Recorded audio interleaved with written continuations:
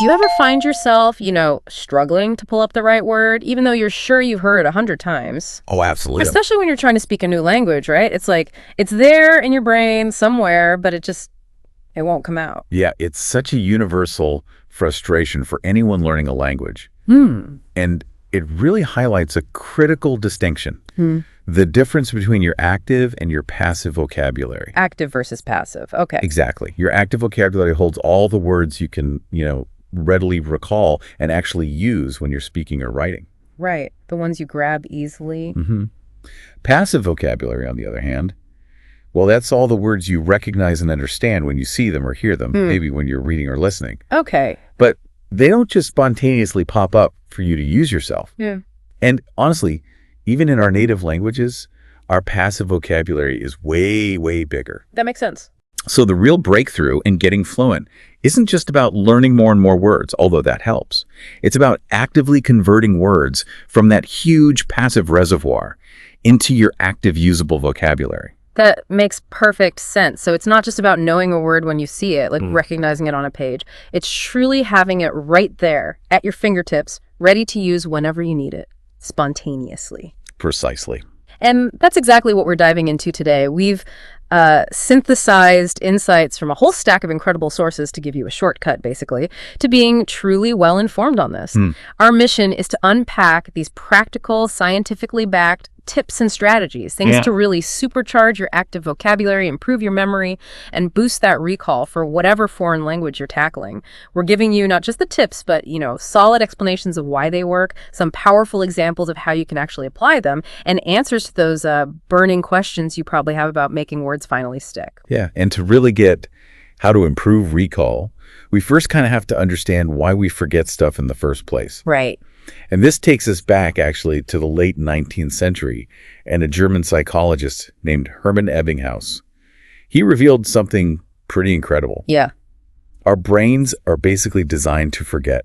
Designed to forget. That sounds counterintuitive. Well, yeah, but they do it predictably. He came up with what's known as the forgetting curve. Yeah. It basically shows that our memory of new stuff weakens really rapidly over time if it's not regularly reinforced. Oh, okay. But this predictability, it isn't a flaw. It's actually the key, It lets us optimize how we learn, allowing us to hit that sweet spot for review just before a word completely vanishes. Okay, that explains so much about those frantic cram sessions before exams that never really worked long term. Exactly. So if our brains are kind of wired to forget like that and just drilling words rote memorization is so inefficient, what's the actual science-backed approach we should be using instead? Right.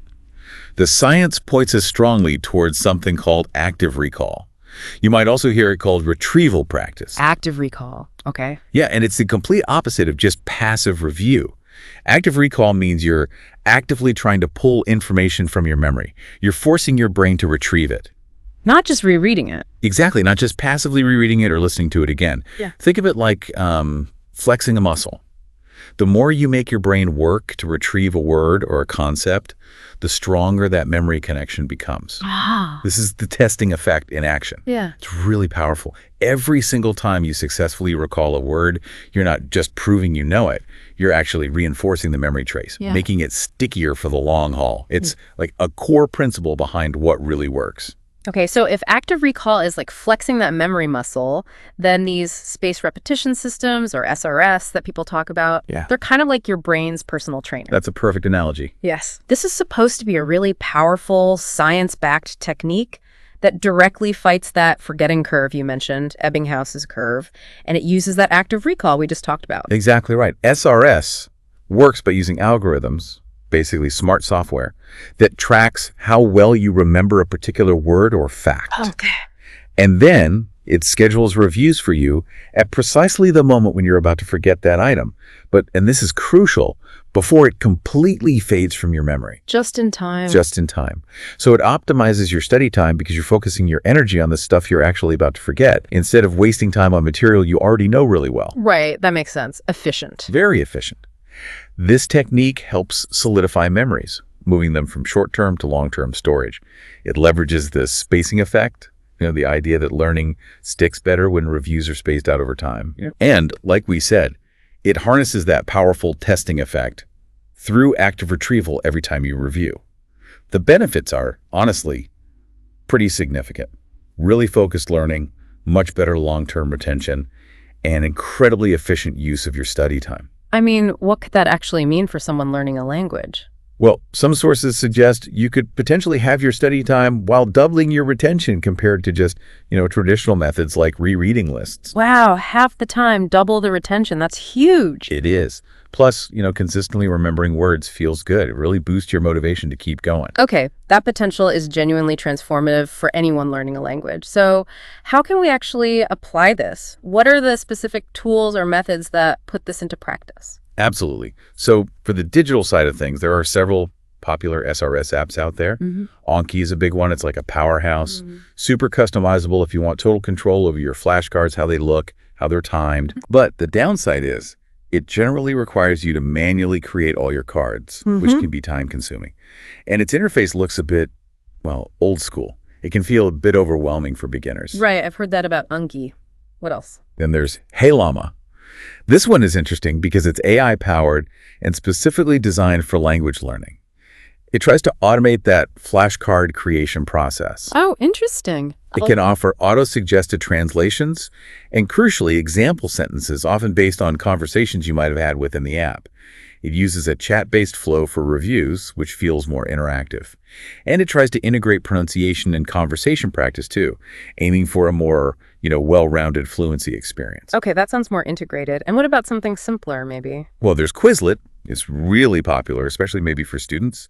It's great for test preparation and quick reviews, and it has different modes, like games, which can make it fun. Yeah, I've used Quizlet. Right. The thing with Quizlet, though, is that its main focus tends to be more on short-term memorization, maybe for a test, rather than that deep long-term retention that true SRS aims for. Got it. So different tools for potentially different goals. But what if you're not really an app person? What if you prefer something more hands-on, low-tech? Is there a physical way to do spaced repetition? Oh, definitely. There's a classic method called the Lightner method. It uses physical flashcards and usually shoe boxes. Shoe boxes. Okay, tell me more. Yeah. You get, say, 3 boxes. You label them. Box 1 is review every day. Box 2 might be Tuesdays and Thursdays. And box 3 is once per week, something like that. Okay. You start with all your new flashcards in box 1. You go through them daily. If you get a card right, it graduates to box 2. Moves up. Then when it's time to review box 2, if you get it right again, it moves to box 3. But here's the crucial part. If you get a card wrong, from any box, even box 3. Back to the start. All the way back to box 1. It ensures you spend way more time and effort on the tricky stuff, reviewing it more frequently until it's really nailed down and finally makes its way through all the boxes. That's actually quite clever. Simple, but effective.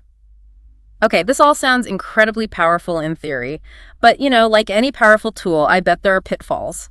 What are some common mistakes people make when they try to use SRS, digital or physical? You're absolutely right. Consistency is king. And yeah, there are definitely pitfalls. One really common mistake is just skipping reviews or trying to overload the system. Yeah, I can see that happening. Life gets busy. Exactly. But spaced repetition only works if you actually stick to the schedule the algorithm or your box system sets out. Trying to cram too much new material at once or missing review sessions just breaks the cycle. You risk forgetting stuff right when your brain needed that reinforcement. So slow and steady wins the race. Pretty much. It's far better to consistently review a manageable amount every day than to try and do huge batches, get overwhelmed, and then just burn out and quit. Okay, consistency. What else? Another big one is lack of context. It's so tempting to just memorize individual words, right? Yeah. Like word translation. But if you don't understand how that word is actually used in a real sentence, in a real situation, you're much more likely to misuse it or just forget it again. Right, because it doesn't connect to anything. Precisely.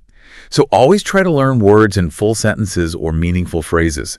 This is where, for example, something like Hey Llama tries to help by automatically creating cards with example sentences from actual conversations, ensuring that practical application is built in. That makes sense. Connect the word to its usage. Exactly. And finally, just plain old monotony and burnout. Let's be honest, repetition, even spaced repetition, can get boring after a while. Yeah, flipping flashcards forever. Right. If you rely solely on one method, just SRS apps or just the boxes, it can start feeling like a real chore. So what's the solution there? Mix it up. Diversify your learning. Combine your SRS routine with other activities you enjoy. Watch movies in the language, read articles or books, listen to podcasts, try to chat with people. Keep it interesting. Keep it interesting and set small, achievable goals.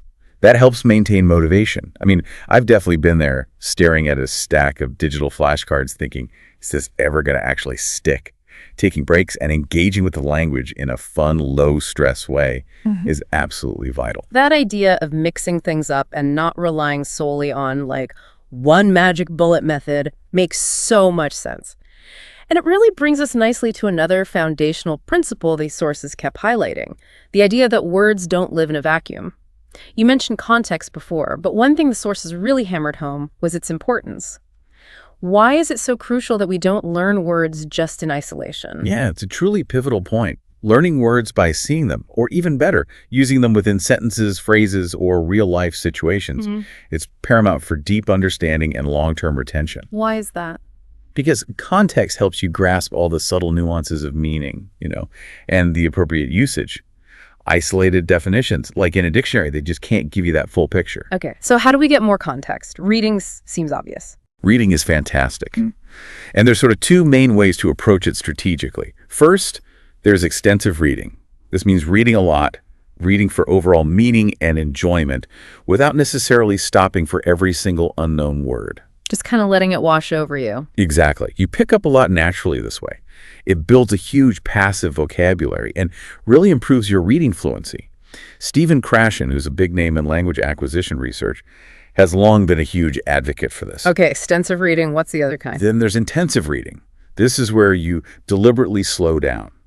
You look up the unknown words, you maybe analyze the sentences, you really dig into the text. This is great when the material is more challenging, or if you specifically want to mine it for new vocabulary to add to your SRS, perhaps. So you can switch between them. Absolutely, depending on your goal for that reading session and the difficulty of the text. And what kind of material should we be reading for this context building to be most effective? And, how do we actually apply this practically? That's a great question. The sources suggest focusing on things like first-person stories, memoirs, autobiographies, reading them thoughtfully, maybe even reading parts aloud to get the rhythm. Oh, reading aloud. Interesting. Yeah. And poems were also highly recommended.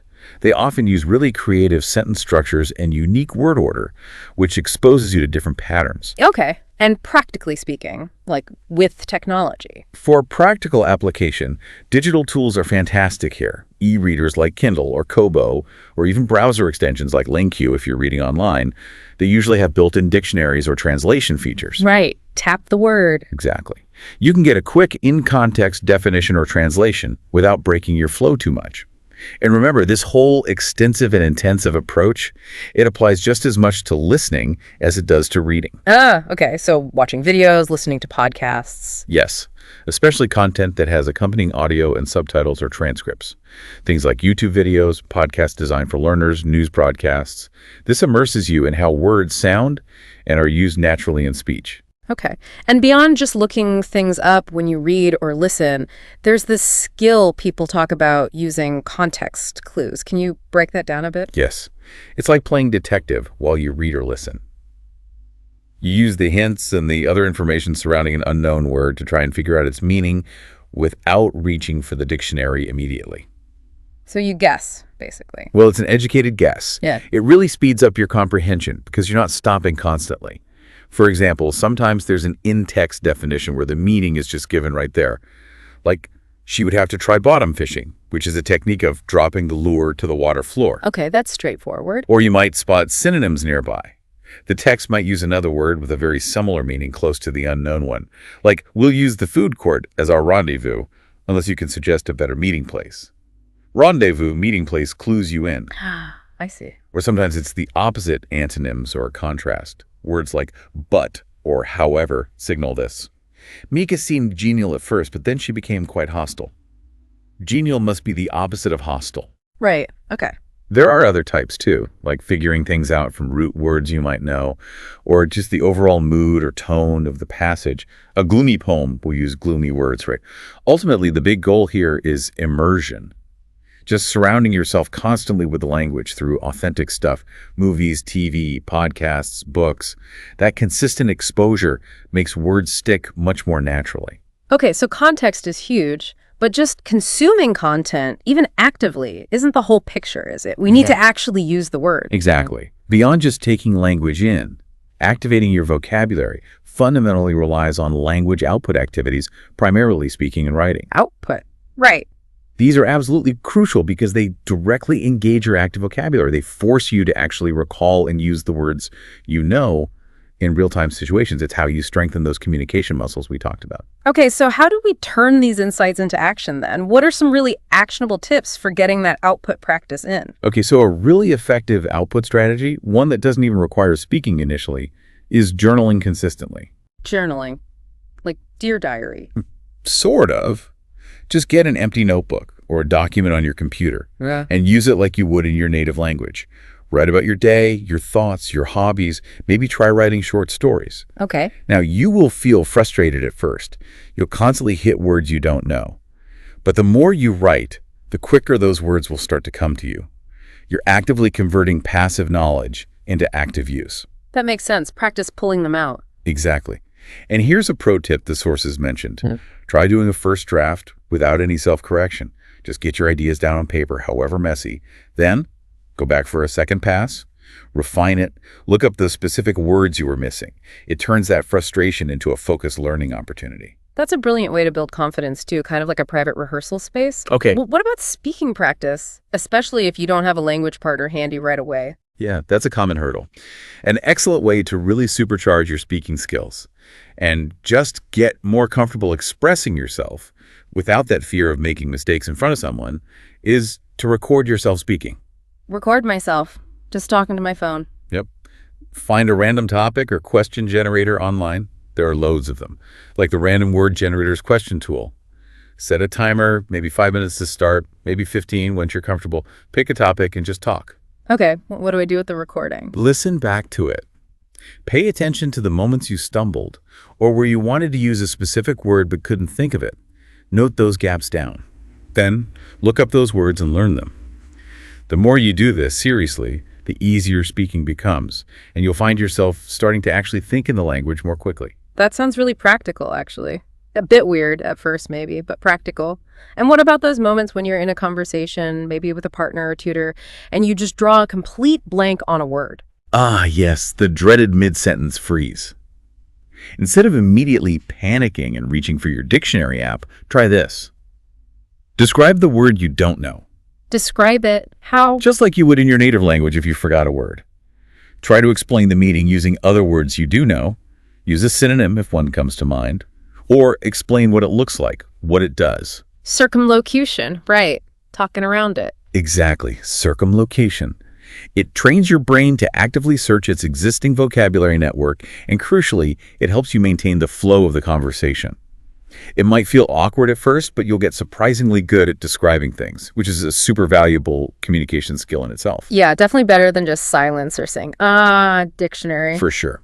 And of course, while these solo methods are great, nothing quite beats real human interaction. Right. So practicing with language partners or online tutors is invaluable. Getting that real-time conversation practice and direct feedback is essential for putting your active vocabulary to the ultimate test in dynamic, unpredictable situations. Makes sense. And even simpler, just the act of translating things can be great output practice. Try translating song lyrics you like, or maybe just your own thoughts throughout the day or messages you're sending into your target language. It forces you to grapple with finding the right words and structures. Okay, lots of good output strategies there. Now, beyond these practical methods, the sources also highlighted another, maybe more creative tool for memory. Mnemonics. How do these work? They always seemed a bit like party tricks to me. Well, they can feel like that, but they're actually really powerful memory aids. Mnemonics are brilliant because they can make learning feel more enjoyable, less stressful. They work by associating new, unfamiliar information with something familiar and easy to remember. They create these strong, often unusual mental hooks. Hooks. Okay. What are some types? One common one is the keyword method. You take a new word, maybe in Spanish, like perro for dog. You find an English word that sounds similar, like Perry. Then you create a vivid mental image, linking them, maybe Perry the platypus walking a dog or just a dog named Perry. Linking the sound And an image. Exactly. Or, for French palm, meaning apple, you might imagine a ridiculous image of a palm tree that's somehow growing bright red apples. The more absurd or vivid the image, the better it tends to stick. Okay, I can see how that could work. What else? Another classic is the memory palace, sometimes called the method of Losey. This is ancient, actually. You visualize a place you know really well, like your house or your walk to work. Then you mentally place the new words or concepts you want to remember in specific locations within that familiar space. To recall them, you mentally walk through your palace and see the items you place there. Wow, that sounds intense, but potentially really powerful.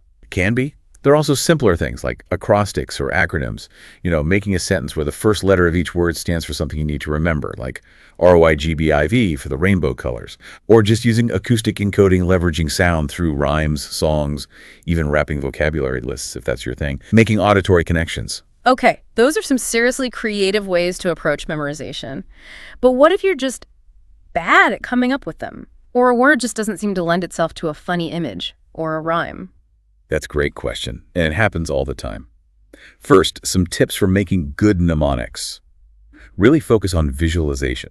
Make those mental images super vivid, detailed, maybe even exaggerated. Humor is definitely your friend. Funny or weird associations are much more memorable than boring ones. And try to make personal connections. Link the new word to your own experiences, memories, or emotions if you can. Make it personal. Got it. But what if you're still stuck? Yeah, if you're stuck, remember, not every single word needs a mnemonic. Sometimes they just don't fit easily. In those cases, maybe try to break down a complex word into smaller parts or syllables and make mnemonics for those. Or if one technique isn't working, just try a different one.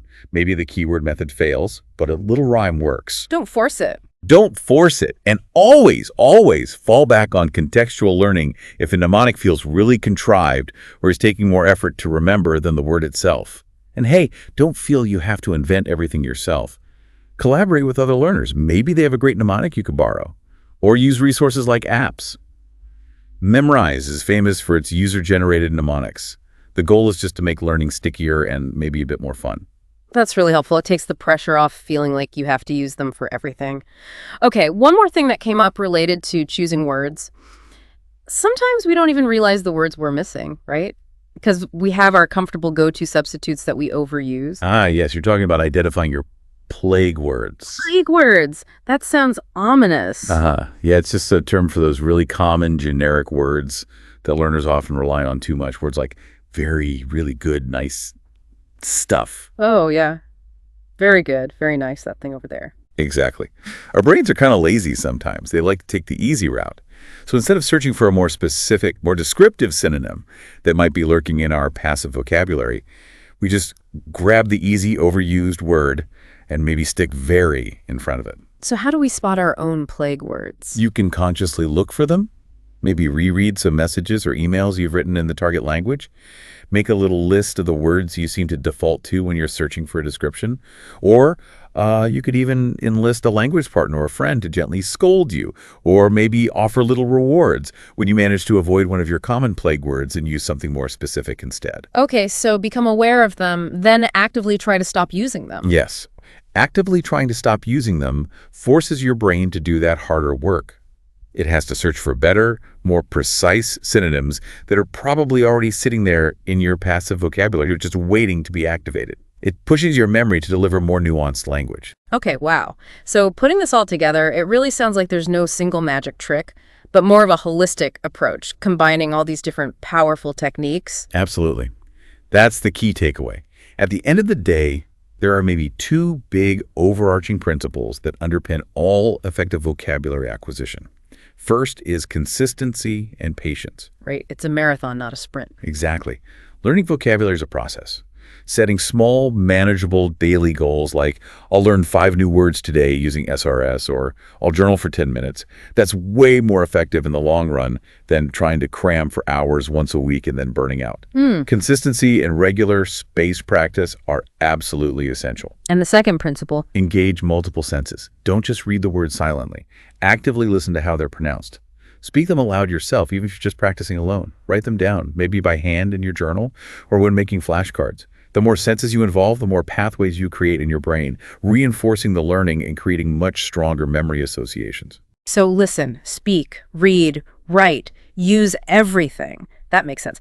So the fastest way to learn vocabulary, then, isn't really about one specific method. No, not really. It's ultimately about finding the approach, or more likely, the combination of approaches that works best for you, the one that keeps you motivated and engaged over the long haul. It's about finding your personalized mix of these powerful, scientifically backed techniques we've talked about: active recall, spaced repetition, context, output, maybe some clever mnemonics thrown in. From your own recipe. Find your own recipe, exactly. And this raises an interesting question, thinking beyond just language.